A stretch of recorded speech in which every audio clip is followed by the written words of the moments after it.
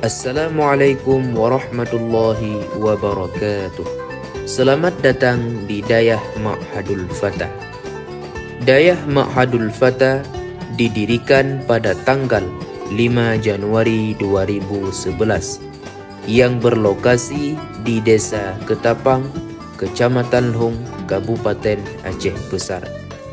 Terdirinya Dayah Ma'hadul Fatah karena berbagai kebutuhan umat, di antara lain dengan tujuan menolak pemahaman-pemahaman sesat yang mempengaruhi masyarakat Kecamatan Hong pada umumnya, khususnya bagi masyarakat Desa Ketapang. Lokasi Dayah Ma'hadul Fatah sangatlah strategis, terutama di segi kenyamanan udara yang sejuk, dekat dengan sungai berbatuan yang sangat membantu dalam bidang kebutuhan air, jauh dari kebisingan sehingga lebih fokus dalam hal belajar dan mengajar. Dayah Ma'hadul Fatah dibangun oleh masyarakat Desa Ketapang serta mendapat dukungan penuh dari masyarakat desa sekitar.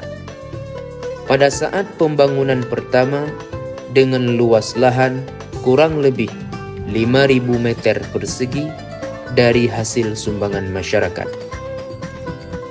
Dalam menjalani masa pembangunan dengan berkat dukungan dari berbagai pihak desa dan kemukiman sekitar, Dayah Ma'hadul Fatah sudah aktif dalam proses belajar dan mengajar dengan prinsip Dayah Salafiyah murni yang berfokus pada ilmu fiqih, tauhid, tasawuf, nahwu, sharaf, dan sirah nabawiyah untuk jenjang ibtidaiyah, serta ilmu lainnya seperti ilmu mantiq, bayan, usul fiqh untuk jenjang sanawiyah, dan mengikuti pelajaran umum seperti muhadarah belajar pidato dan dalail khairat. Di Dayah Ma'hadul Fatah juga terbuka pengajian umum majelis ta'lim setiap Senin bagi jamaah ibu-ibu dan setiap malam Jumat bagi jamaah bapak-bapak.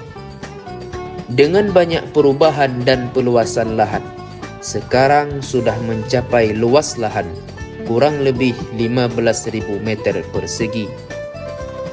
Kurang lebih 7.000 meter yang telah digunakan untuk pembangunan dan kebutuhan dayah, seperti 1 unit masjid dengan luas 150 meter persegi, 5 unit MCK, 2 unit dapur umum, 5 balai pengajian, 1 rumah pimpinan, 20 pintu asrama santri, dan 1 kantin.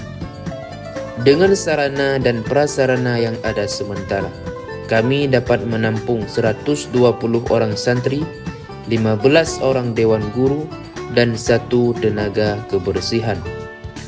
Kondisi sarana dan prasarana saat ini masih terbilang baik.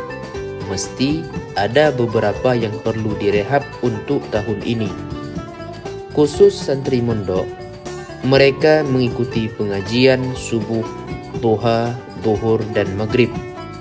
Bagi santri yang tidak mondok, mereka hanya mengikuti pengajian subuh, zuhur, dan maghrib. Dalam proses belajar dan mengajar, Dayah Ma'hadul Fatah masih menggunakan metode lama, lesehan tanpa menggunakan bangku belajar, seperti yang ada di sekolah-sekolah. Selain belajar kitab kuning, para santri juga wajib belajar muhadarah dalail khairat di setiap malam Jumat. Demikianlah presentasi profil Dayah Ma'hadul Fatah, Desa Ketapang, Kecamatan Hong, Kabupaten Aceh Besar.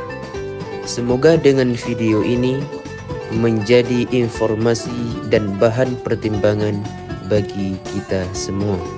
Wassalamualaikum warahmatullahi wabarakatuh.